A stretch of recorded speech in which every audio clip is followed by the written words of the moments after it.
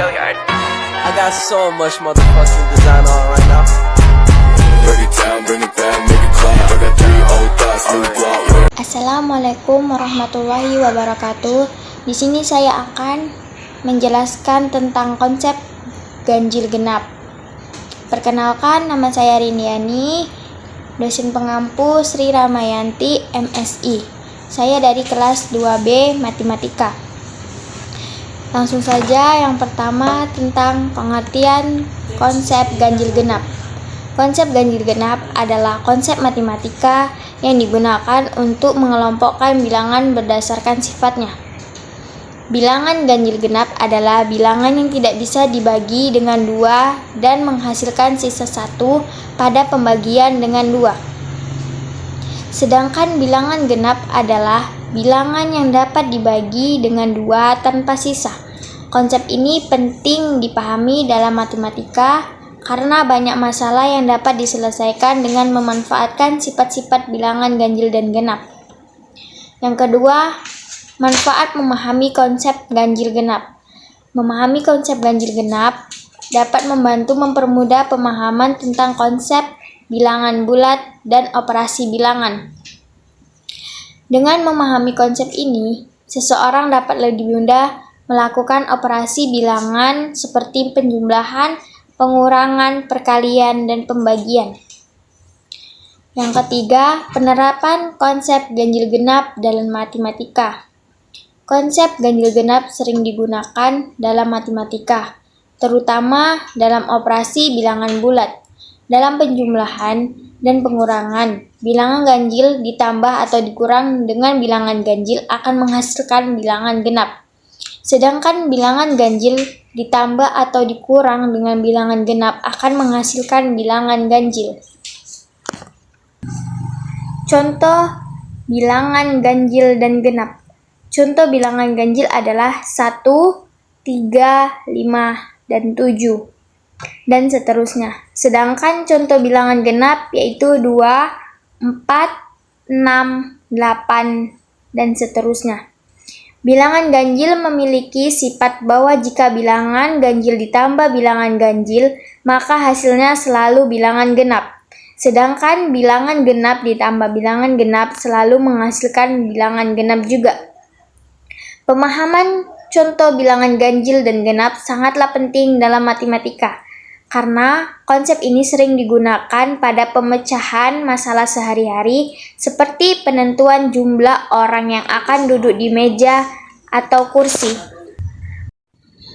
Materi selanjutnya yaitu fungsi ganjil dan fungsi genap. Dalam matematika adalah fungsi yang memenuhi hubungan simetris tertentu terhadap inverse aditifnya penting dalam banyak bidang analisis matematika, terutama teori deret, pangkat, dan deret Fourier. Fungsi-fungsi ini dinamakan menurut arti perangkat dari fungsi pangkat yang memenuhi setiap kondisi tertentu.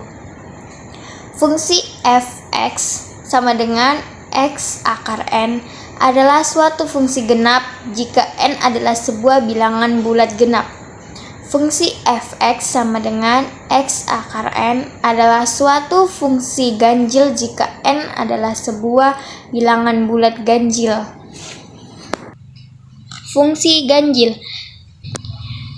Misalkan f(x) menjadi fungsi bernilai nyata dari variabel real, maka f adalah ganjil.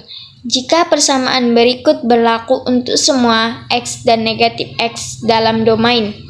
Negatif f(x) sama dengan f buka kurung negatif x, atau negatif f(x) ditambah f buka kurung negatif x sama dengan 0. Secara geometris, grafik fungsi ganjil memiliki simetris rotasi terhadap asal. Artinya, grafik tidak berubah setelah rotasi sebesar 180 derajat S tentang asalnya.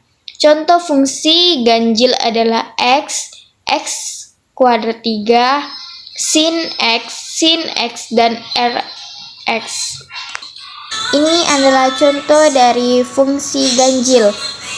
fungsi sinus dan semua polinomial Taylor-nya merupakan fungsi ganjil. Gambar ini menunjukkan sin X dan perkiranya Taylor-nya polinomial dengan derajat 1, 3, 5, 7, 9, 11, dan 13. Fungsi genap, misalnya f(x) menjadi fungsi bernilai nyata dari variabel real, maka f adalah even jika persamaan berikut berlaku untuk semua f dan negatif x dalam domain f. Fx sama dengan f negatif x. Fx dikurang fx negatif x sama dengan 0. Secara geometris, permukaan grafik dari fungsi genap adalah simetris sehubung dengan sumbu y. Artinya, grafik tetap tidak berubah setelah refleksi terhadap sumbu y. Contoh fungsi genap adalah x, x2, x akar 2, x akar 4, cos x, dan cos x. Ini contoh dari fungsi genap. Fungsi kosinus dan semua polinomial Taylor-nya merupakan fungsi genap. Gambar ini menunjukkan cos x dan perkiranya Taylor-nya dengan derajat 4. Selanjutnya, kita menentukan suatu fungsi ke dalam fungsi genap atau fungsi ganjil. Untuk lebih memudahkan penjelasan, mari kita bahas soal-soal berikut. Apakah fungsi di bawah ini merupakan fungsi genap atau fungsi ganjil atau tidak keduanya? Contoh pertama, f(x) sama dengan 4x akar 2 dikurang 7. Jawabannya yaitu f negatif x sama dengan 4 negatif x akar 2 dikurang 7. F negatif x sama dengan 4x2 dikurang 7. Jadi, fx sama dengan 4x akar 2 kurang 7 adalah fungsi genap. Contoh kedua, yaitu fx sama dengan 3x akar 3 ditambah 2x. F negatif 3x sama dengan 3x negatif x akar 3 ditambah 2 negatif x. F negatif x sama dengan 3 negatif x akar 3 dikurang 2x. F negatif x sama dengan negatif 3x akar 3 dikurang 2. F negatif x sama dengan negatif 3x akar 3 ditambah x. Fx sama dengan negatif fx. Jadi, fx sama dengan 3x akar 3 ditambah 2x adalah fungsi ganjil. Contoh yang bukan fungsi atau bukan fungsi keduanya, yaitu fx sama dengan 7x kuadrat 2 ditambah 5x tambah 3. F negatif x sama dengan 7 negatif x akar 2 ditambah 5 negatif x tambah 3.